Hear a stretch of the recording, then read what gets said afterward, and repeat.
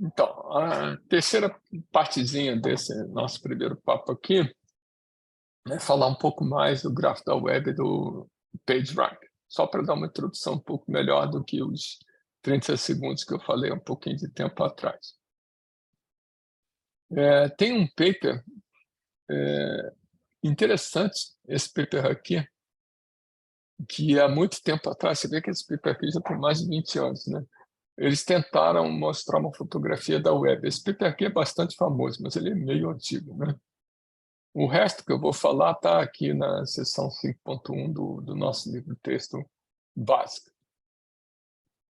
Bom, então, a questão básica aqui é a gente olhar o grafo da web, ou aliás, olhar a web como um grafo. Várias coisas por aí afora podem ser olhadas ou modeladas como se fosse um grafo. A rede social é uma coisa meio óbvia, né? Os nós do grafo são as pessoas, então você é amigo do fulaninho, aí tem uma ligação com ele, mas tem um monte de outras coisas. Um exemplo bem curioso é de chamada telefônica. Uma vez eu vi um paper que eles pegaram chamadas telefônicas na Inglaterra e plotaram como se fosse um grafo, ou seja, se eu telefono para uma outra pessoa, eles colocavam um nó no grafo, a outra pessoa como outro nó, e uma aresta entre eu e essa outra pessoa, e mostraram como é que era o grafo resultante dessa análise de chamadas telefônicas durante um certo período lá na Inglaterra. O que é gozado é que esse grafo induzia uma geografia na Inglaterra muito diferente da geografia física. Então, muitas pessoas começavam a falar com uma frequência muito grande com outras pessoas que não eram fisicamente vizinhas, não eram próximas. Então, eles fizeram depois um mapinha da como seria a Inglaterra, se em vez de você definisse o mapa por proximidade física, definisse o mapa por quantidade de chamadas telefônicas entre duas pessoas. É bem curioso isso. Enfim, um grafo é uma estrutura de dados, se vocês preferirem assim, ou uma abstração matemática, que serve para muita coisa. Em particular, serve para a gente modelar a web, como eu mostrei para vocês, né? Aí tem umas questões interessantes, né? Quando a gente fala de que o grafo da web é um grafo, a gente pode fazer uma pergunta óbvia, né? Quantos nós a web tem? Quantos hiperlinks a web tem? Bom, isso a gente pode estimar, né? Quantos hiperlinks apontam para uma página? Olha, desculpe, quantos hiperlinks, em média, saem de uma página? Isso é uma pergunta simples de responder. Simples não, é uma coisa muito simples. Você pega as páginas, faz uma amostra e conta o número de hiperlinks em cada página. Então, você indicar qual é o número médio de links que saem de uma página é basicamente fácil. Quer dizer, claro que a web é grande, mas é basicamente simples. O que é muito mais complicado é você descobrir quantos hiperlinks apontam para uma página em média. Quer dizer, você sabe quantos hiperlinks tem numa página, saem daquela página, mas você não sabe quantos chegam naquela página, quantos apontam para aquela página. Então, a segunda pergunta, quantos links, em média, apontam para uma página, é muito difícil de responder. Outra questão é como é que as páginas estão interligadas entre si. As páginas da informática aqui não estão exatamente interligadas entre si, mas as páginas da PUC têm muita coisa apontando uma para a outra, principalmente da webpage da PUC para a homepage da PUC para as outras, né? Então, a questão de conectividade é uma questão interessante num grafo muito, muito grande.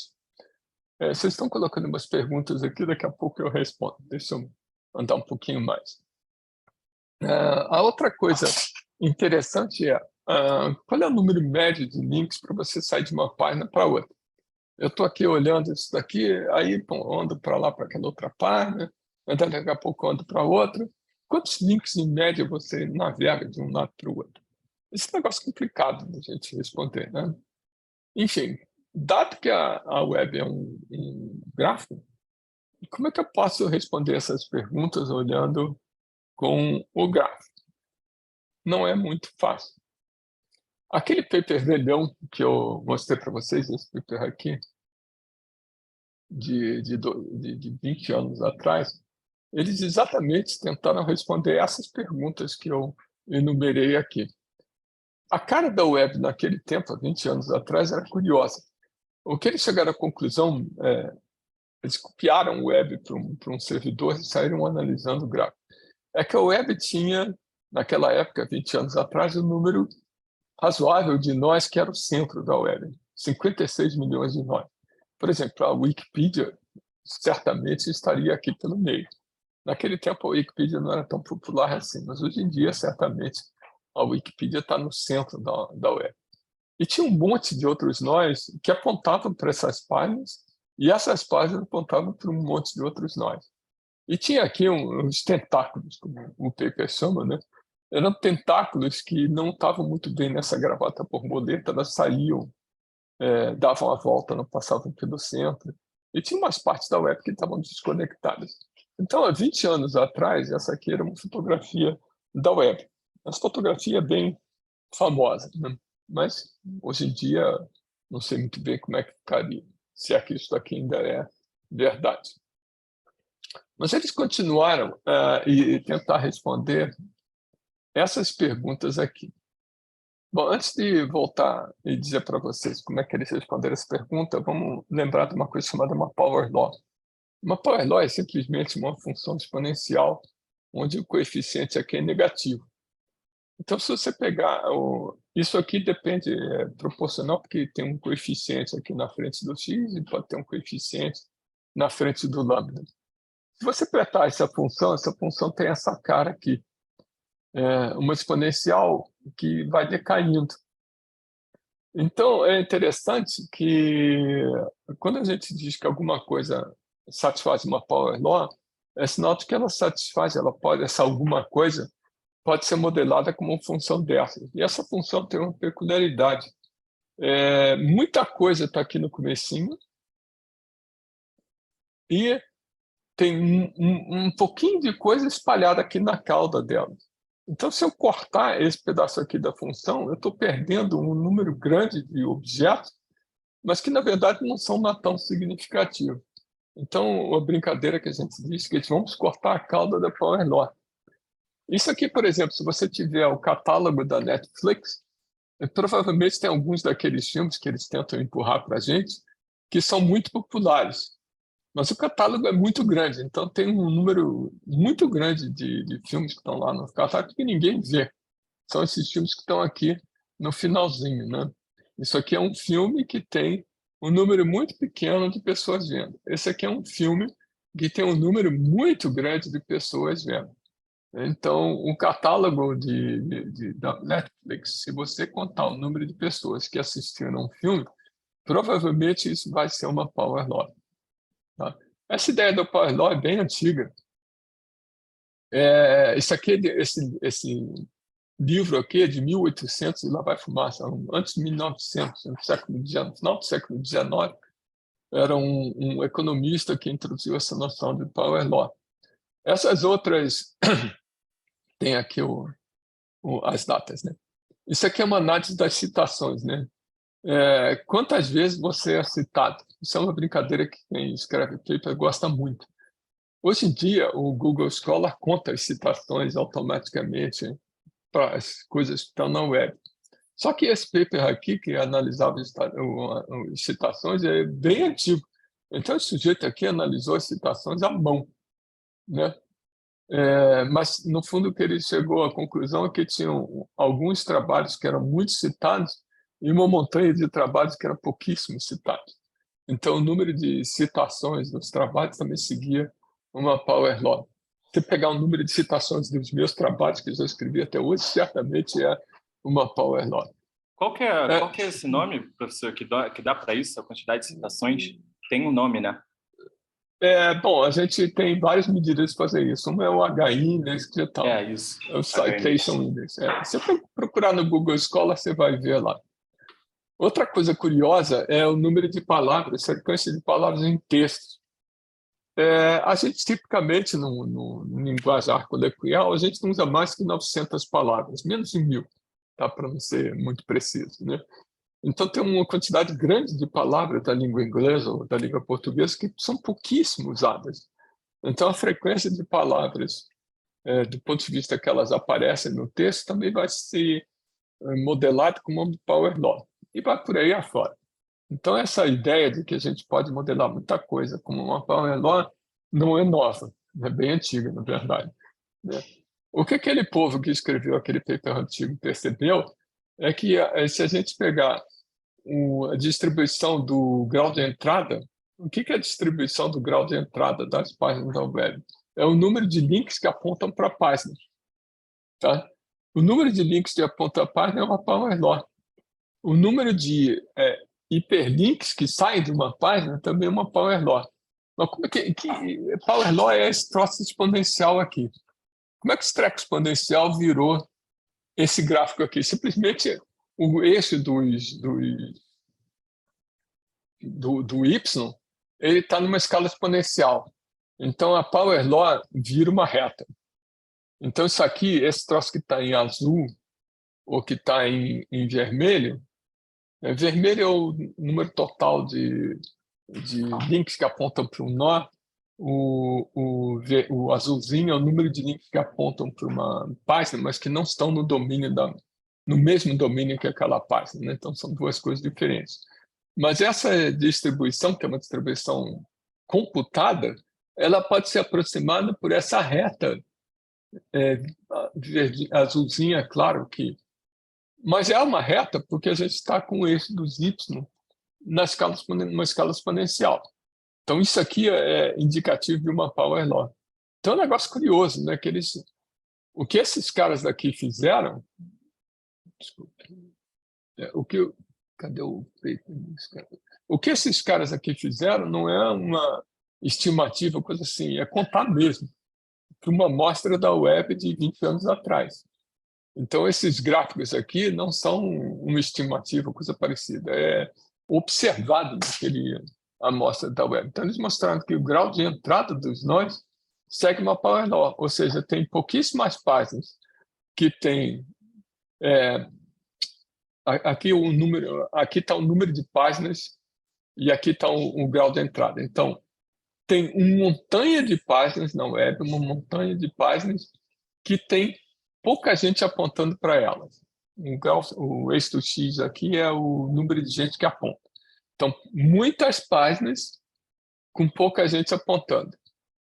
E pouquíssimas páginas com muita gente apontando. Isso aqui é 100 mil, né? Então, curiosamente, eles conseguiram medir páginas que tinham mais de 100 mil links para ela própria. Tá? Então, muito poucas páginas tinham um número muito grande. A maior parte delas tinham, no máximo, 10 até 100 links apontando para ela. Isso aqui é o contrário. Isso aqui é o número de hiperlinks de uma página. É um pouco diferente, né? Então, o alto degree é o número de hiperlinks da página, é o que sai da página, né? Então, tem um número muito grande de páginas com poucos links saindo. E um número pequeno de páginas, naquela época, né? Com muitos hiperlinks saindo. A minha página, por exemplo, aquela onde está a organização desse curso, tem uma montanha de hiperlinks, deve ter uns 500, mais ou menos. 500 é exagero, mas no mínimo 400 tem, porque eu coloco todos os meus papers lá. Então tem um monte de hiperlinks saindo. Então minha página está por aqui assim. Mas é meio que artificial, né? Porque, na verdade, as coisas que eu escrevi, né? Então a primeira novidade aqui é que essa medida de 20 anos atrás mostrou que essas duas perguntas básicas, qual é o número médio de hiperlinks que apontam para uma página e qual é o número médio de hiperlinks que estão definidos na página, ou seja, que saem da página, essas duas primeiras perguntas, medidas lá na amostra que eles fizeram da web, podem ser modeladas como power laws, o que é uma certa surpresa, pelo menos interessante. Outra coisa também interessante é o tamanho das componentes conexas. Uma componente conexa é uma página que aponta para outra, que aponta para outra, que aponta para outra, que aponta para uma. É um conjunto de páginas que apontam entre si. Então, o que eles descobriram é que tem um número muito pequeno, desculpa, um número muito grande de componentes conexos com um número muito pequeno de páginas, praticamente uma, duas páginas apontando entre si. E um número muito pequeno de componentes conexos que tem um número muito grande de páginas, né? Um número muito grande de páginas apontando entre si. Tá? Então, aqui é uma power law que no comecinho já começa a ter uma certa distorção, mas o resto aqui pode ser aproximado por essa power law verdinha clara, né? Bom, aí o finalmente dessa apresentação, esse é o final do papo de hoje, né? Voltando à ideia do PageRank, né? Então, como eu disse, isso aqui foi uma sacada do pessoal que criou o Google para tentar definir o que é a importância de uma página. A importância de uma página é tão mais importante quanto o número de páginas importantes que apontam para ela. Tá? E então, isso aqui é uma coisa recursiva. Aqui tem um exemplinho bem simples, né? Digamos que eu tenha feito uma parte desse algoritmo recursivo e atribuído o peso 100, a importância 100 a essa página. Essa página tem 2 hiperlinks saindo. Então, eu vou distribuir a importância dela entre esses 2 hiperlinks. Então, eu vou transferir 50 para cá e 50 para cá. Essa outra página aqui tem uma importância pequenininha, 9. E ela tem 3 hiperlinks saindo. Então, eu distribuo 9 dividido por 3, 3, 3 para cá e 3 para umas outras páginas. Bom, então essa daqui acabou ficando com uma importância de 53, 50 dessa e 3 dessa. Só que você itera isso, você faz isso várias vezes até uma certa estabilidade, tá?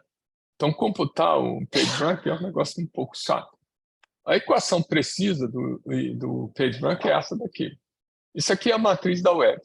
Isso aqui é um vetor da importância de cada página. Esse vetor tem uma entrada para cada página, que é o número que diz qual é a importância da página.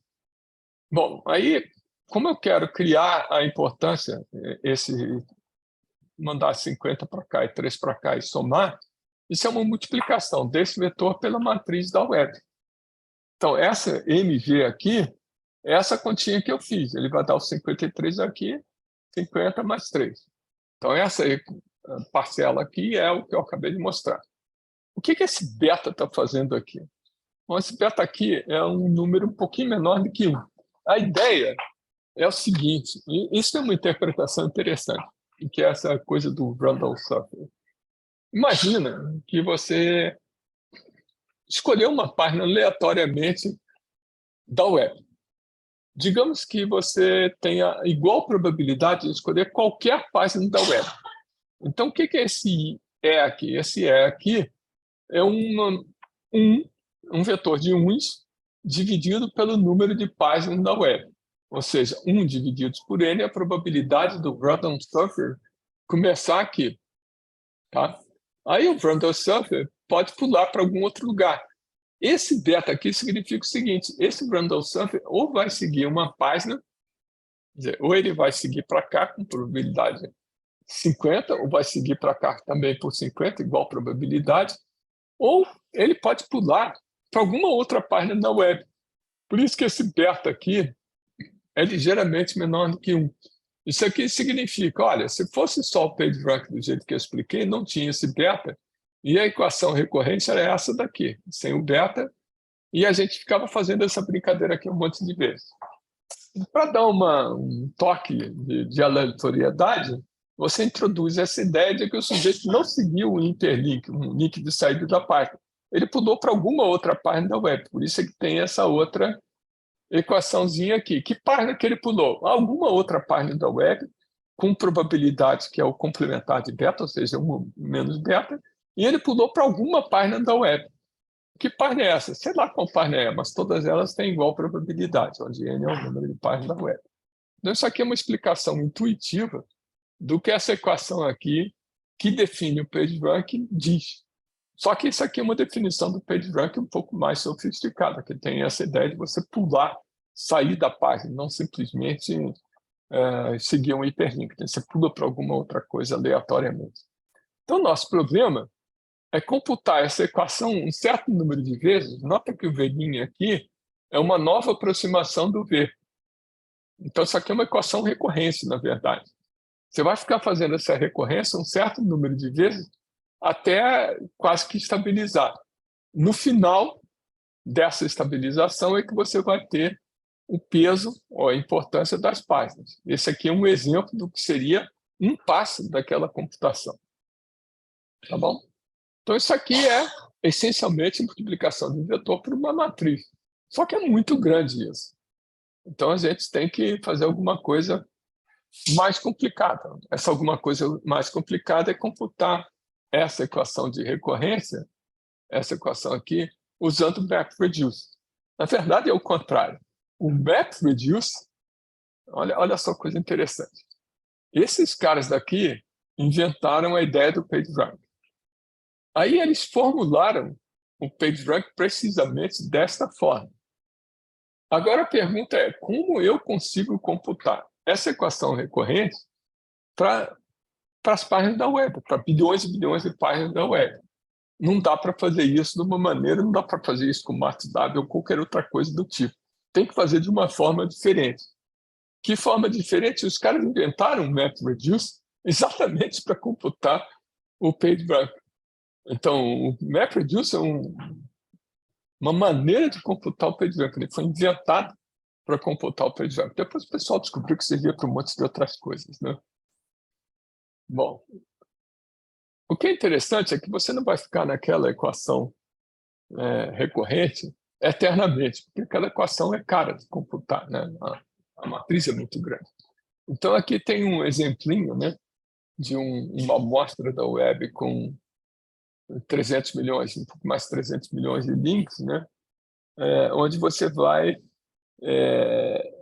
com 50 interações, você mais ou menos conversa. Aqui, com um número menor de links, você precisa 10% a menos de interações.